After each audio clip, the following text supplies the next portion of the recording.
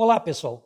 Vamos dar sequência às nossas aulas de educação patrimonial e eu quero bem rapidinho lembrar vocês que a gente viu até aqui, né, nas duas aulas anteriores, um panorama geral do início da República Brasileira e eu achei isso importante para dar para vocês um contexto no qual a legislação começa a ser criada, a legislação específica de patrimônio, que lá mais adiante vai resultar na justificativa de porquê, que é isso que eu quero de fato demonstrar para vocês no final dessa disciplina, por que compete a arqueólogos e arqueólogas fazer educação patrimonial obrigatoriamente por força de uma portaria de um órgão federal, sendo que isso não ocorre, né, com outras áreas do conhecimento, como eu me referi já, história, biologia, enfim, outras áreas que também têm atividades educacionais em seus projetos e consultorias e não necessariamente tem o rigor, né, de seguir um programa de educação patrimonial que é definido por portarias e legislação. Então a ideia é fazer esse apanhado para que vocês possam perceber as razões que foram se acumulando ao longo do tempo e criando as justificativas que são as usadas até hoje, né, no Brasil, tendo sempre como elemento central aquilo que ficou definido na Constituição brasileira e que é um aspecto importante e diferente do Brasil em relação a outros países, que é esse aspecto de que o patrimônio arqueológico no Brasil é considerado no mesmo patamar que os recursos naturais, como, por exemplo, minérios, água, que são recursos entendidos como de todos os cidadãos e cidadãs da República, logo eles não podem ser privatizados. O que pode acontecer no caso dos recursos naturais é a privatização da sua exploração, mas não a propriedade sobre o recurso em si. Ou seja, uma mineradora não é dona de uma mina de ouro, ela tem a licença para explorar a mina de ouro, mas o ouro que está ali pertence ao povo brasileiro por força de lei, por ser entendido como um recurso que deve estar disponível a todos os cidadãos e cidadãs, logo é o Estado que tem que fazer o controle de como esse bem é extraído e processado, explorado, e os recursos que dele advêm, parte tem que ser destinada sempre para a sociedade. Pois bem, esse espírito é o mesmo espírito que, de alguma maneira, está por trás da forma como o patrimônio arqueológico é entendido. Porque, pela legislação brasileira, o patrimônio arqueológico é algo que pertence a todos os brasileiros e brasileiras e, por esta razão, por ter um peso na história do país, e é isso que nós vamos ver aqui nessa legislação que foi sendo criada, ele é considerado um elemento central que não pode ser destruído, perdido e nem sequer ficar nas mãos de um único proprietário. Por quê? Porque pertence a todos. Como nós, eu, vocês, né, não podemos usufruir do bem o tempo todo, o Estado, então, tem um órgão que tem a gestão sobre esse bem em meu nome e em seu nome. Nós, como cidadãos, então, temos alguém que representa os nossos direitos e os nossos interesses sobre esse bem, fazendo com que o bem fique protegido. Esse é o conceito que está por trás do patrimônio arqueológico e este é o diferencial do Brasil para outros países, e isto dá ao Estado também o direito de criar legislações respectivas a este bem que não firam este princípio, o princípio de que ele pertence ao povo, mas qualquer legislação que, no entendimento do Estado, favoreçam a proteção, a defesa, a divulgação, a valorização, o estudo e o conhecimento desse bem. Então é por isso que em um determinado momento da história, como a gente está vendo aqui do ponto de vista histórico, isto virou legislação. Este princípio que começou a ser discutido como uma tese, como uma teoria, como uma ideia de como o Estado deveria lidar com estes bens, da mesma maneira como lida com os bens minerais, com os recursos hídricos, né? Isto vai criando uma série de ideias que vão, então, se converter em ação política que vai virar lei. Bom, então vamos lembrar rapidinho o que eu falei aqui para vocês de uma coisa chamada República Velha, de um Brasil que passou por uma série de mudanças no início do século XX, e falei para vocês que esta República Velha tinha algumas características, né, que a gente viu aqui de forma muito breve. Era uma república oligárquica, na mão de oligarcas, principalmente do setor agropastoril brasileiro. Vimos que essa República Velha não resolveu, nem teve a intenção de resolver, o problema dos afrodescendentes que haviam saído da escravidão um ano antes do fim do regime monárquico. Vimos que era uma República Velha onde já começava uma breve organização da classe operária no Brasil. Não cheguei a comentar com vocês, mas em 1917 nós tivemos a primeira greve geral do país, organizada por trabalhadores. Então, o Brasil vai tardiamente entrando no mundo industrial. As indústrias brasileiras do início do século XX eram indústrias que não eram indústrias de ponta. Nos faltava algo que é a chamada indústria metal-mecânica, que é a possibilidade de fabricar máquinas, e para isso era preciso também ter acesso ao aço, não apenas possuir o minério para produzir aço, mas ter a possibilidade de produzir o aço e não ter que depender de aço do exterior. Então isso também inibia, a falta disso inibia o crescimento da indústria brasileira. Tudo isso fazia parte do contexto da República Velha. Como também fazia parte aquilo que eu coloquei para vocês, o interesse de começar a conhecer a identidade brasileira, a pensar ela, a refletir sobre ela. Comentei muito com vocês sobre o impacto da Semana de Arte Moderna de 1922, que é importante lembrar isso. Eu vi aqui com vocês que nós tivemos, naquele momento da Semana de Arte Moderna, alguns dos primeiros movimentos no sentido de querer responder essa pergunta, afinal, o que é o Brasil, o que são os brasileiros, o que é a cultura brasileira, qual é a identidade nacional. Mas também disse para vocês que estas coisas começaram a realmente deslanchar depois do golpe de 1930, onde houve uma troca de oligarquia no poder. Essa oligarquia do eixo São Paulo-Minas Gerais foi substituída por uma oligarquia liderada por oligarcas do Rio Grande do Sul, encabeçada por Getúlio Vargas, aliados a outros oligarcas de outras partes do país. E isto é um ponto de virada importante na história do Brasil. Não é uma revolução, de fato, embora o nome assim diga, é, na verdade, o início de um processo reformista, de fazer reformas na política brasileira para que o Brasil, então, desse esse salto rumo à industrialização, à modernização das cidades, e etc, etc. E aí foi nesse contexto que realmente ganhou mais fôlego a ideia de que esta nação que pretendia dar o seu salto rumo ao futuro, que pretendia ser grande, que queria crescer mais, que pretendia, de alguma maneira, usar desta ideia de país grande, porque tem um território, um dos maiores territórios do mundo, é o quinto maior país do mundo, teoricamente com muitos recursos naturais, um solo considerado um dos solos mais férteis do mundo para a agricultura, enfim, todos esses elementos que não são ficção, são parte da realidade de um país com um território tão grande, eram então elencados, e também enaltecidos de maneira a criar um espírito de nacionalidade no Brasil que ainda não existia desde o início da República. E é nesse contexto que eu me referi, então, na aula passada, a algumas figuras chaves dos intelectuais brasileiros, como Sérgio Buarque de Holanda, como Gilberto Freire.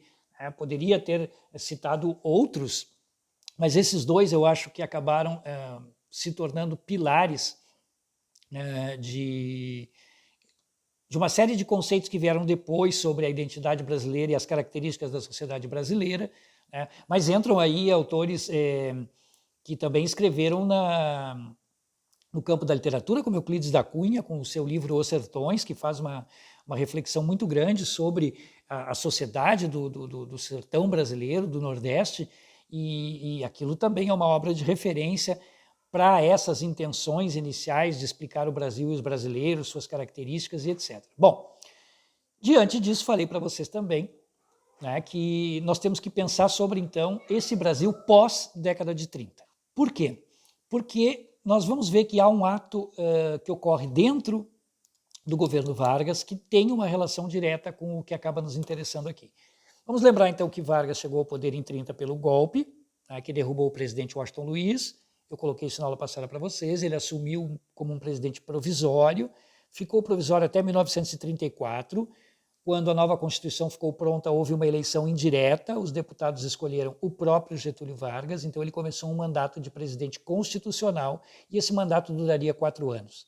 Significa dizer que no início do ano de 1938 haveria eleições presidenciais diretas, tá, para a escolha do novo presidente da República. No ano de 1937, especificamente no mês de novembro, Getúlio Vargas dá o que nós podemos classificar como um autogolpe ou um golpe branco. Ele fecha o Congresso Nacional e coloca na ilegalidade todos os partidos políticos e dá início a uma era que aqueles que o apoiaram, que participaram, né, desse ato junto com ele, chamarão de o Estado Novo. Então o Brasil entraria, né, numa fase denominada por aqueles que a promoveram, chamado Estado Novo. Um dos primeiros atos do Estado Novo, prestem bem atenção nisso, é a criação de um órgão específico para a questão do patrimônio nacional. Aqui é importante desfazer uma confusão muito comum, que vocês dentro da arqueologia vão observar ao longo do tempo, que é a confusão entre a lei que criou as regras do tombamento de um bem histórico, como patrimônio, e a lei que criou o IPHAN. Tá? Porque a lei que criou o IPHAN antecede a lei do tombamento. E há muita confusão nesse sentido. Então, as pessoas se referem à lei do tombamento como a lei que criou o IPHAN. Não, na verdade é o seguinte. Em janeiro de 1937, antes do golpe do Estado Novo, que foi em novembro, através da lei número 378, do dia 13 de janeiro de 1937, o presidente Getúlio Vargas criou a Secretaria do Patrimônio, o Serviço do Patrimônio Histórico e Artístico Nacional, SPHAN, S-P-H-A-N. Tá? Isto foi feito dentro de uma grande reforma que estava sendo feita no Ministério da Educação e Saúde, que era um ministério só naquela época que juntava educação e saúde, e dentro do Ministério da Educação e Saúde tinha então esse serviço de proteção do patrimônio histórico e artístico nacional. Então, esta é a lei que cria o SPHAN, com o objetivo de proteger, salvaguardar, valorizar. Eu estou colocando aqui nesta aula também todas essas leis que eu vou citar, ok? Vai ter todos os textos ali. No mesmo ano, então, depois de decretado o Estado Novo, no mesmo mês de novembro, no dia 25 de novembro, perdão, no dia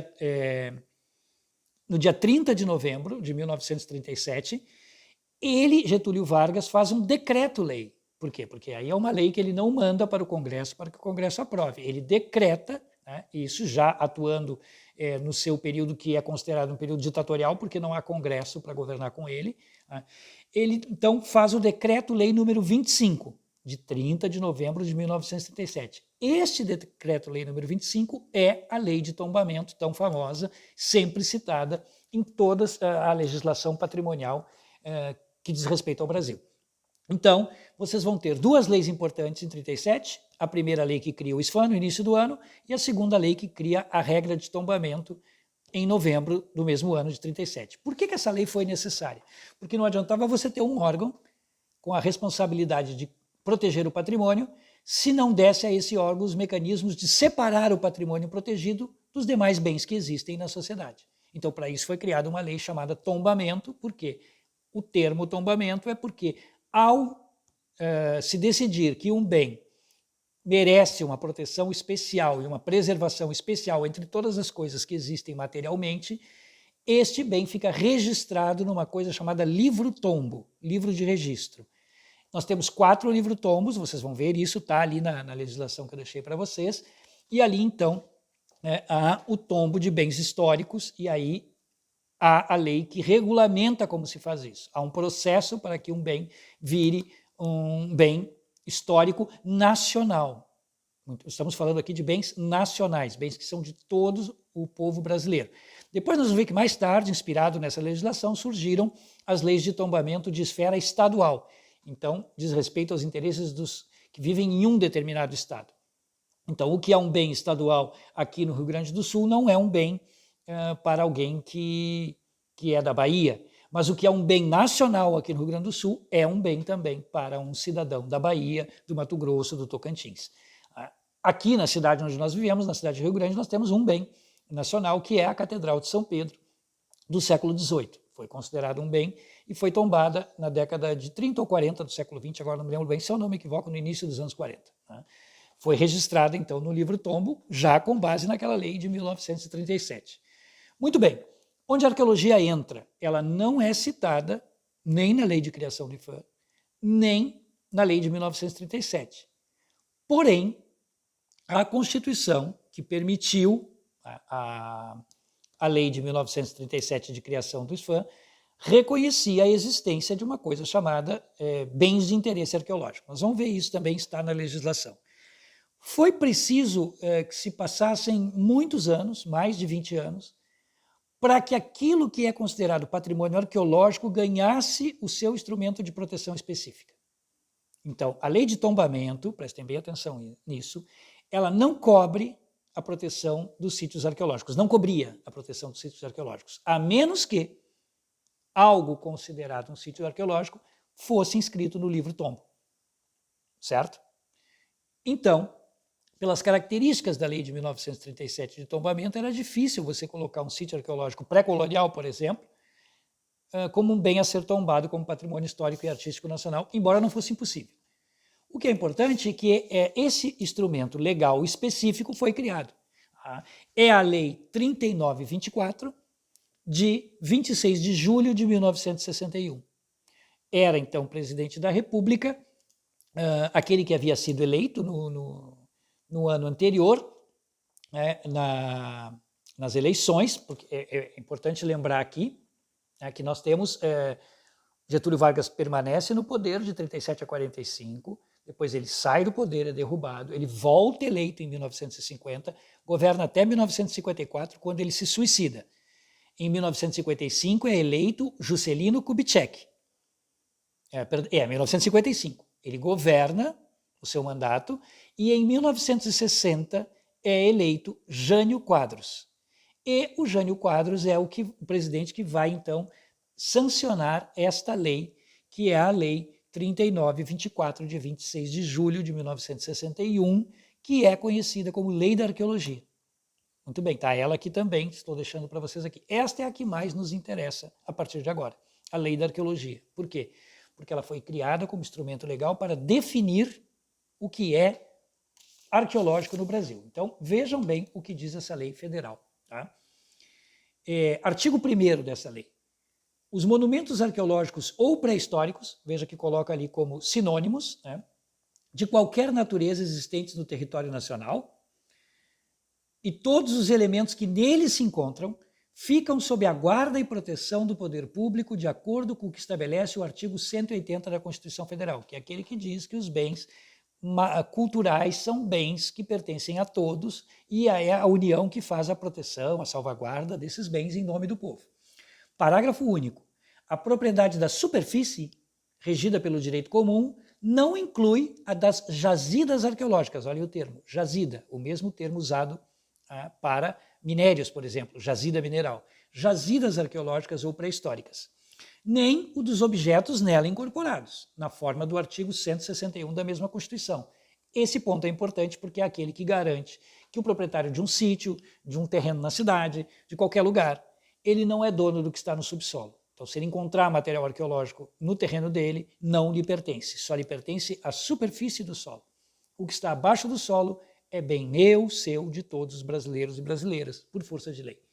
Artigo 2º, e aqui o importante, consideram-se monumentos arqueológicos ou pré-históricos. A expressão monumento aqui não é no sentido como uma estátua numa praça, é no sentido de registro do passado, aquele monumento do passado, aquilo que é do passado, arqueológico ou pré-histórico, o que são as jazidas de qualquer natureza, origem ou finalidade, que representem testemunhos da cultura dos paleo-ameríndios do Brasil, tais como sambaquis, montes artificiais, outeiços, poços, etc. B. Os sítios nos quais se encontram vestígios positivos de ocupação pelos paleo-ameríndios, tais como grutas, lapas, abrigos sob rocha.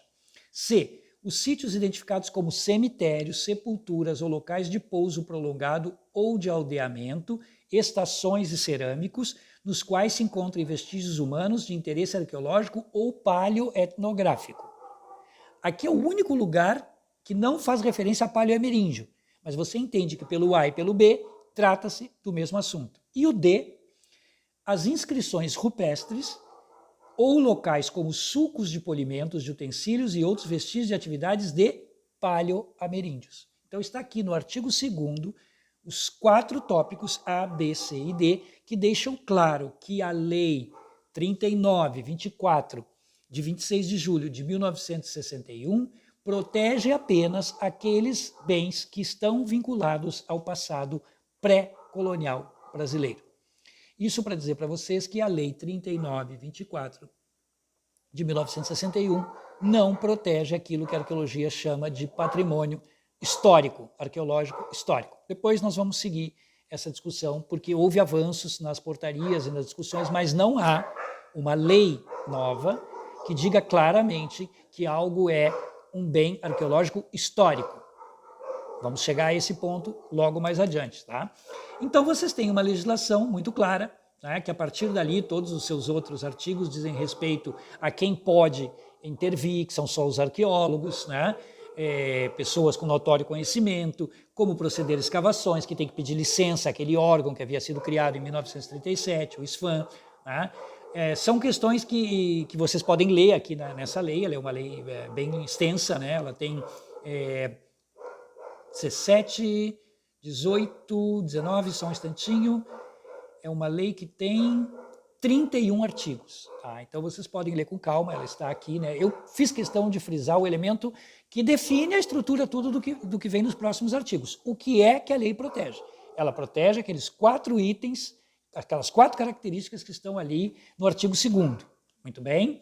Bom, esta é a lei da arqueologia. O Brasil, então, tem essa diferença. Ele tem uma lei clara que define o que é bem arqueológico. Tá? E é curioso, então, que em 1961 se definiu o que era bem arqueológico e não se definiu o que era um arqueólogo. Para vocês sabem muito bem que a profissão de arqueólogo só foi regulamentada no Brasil em 2018.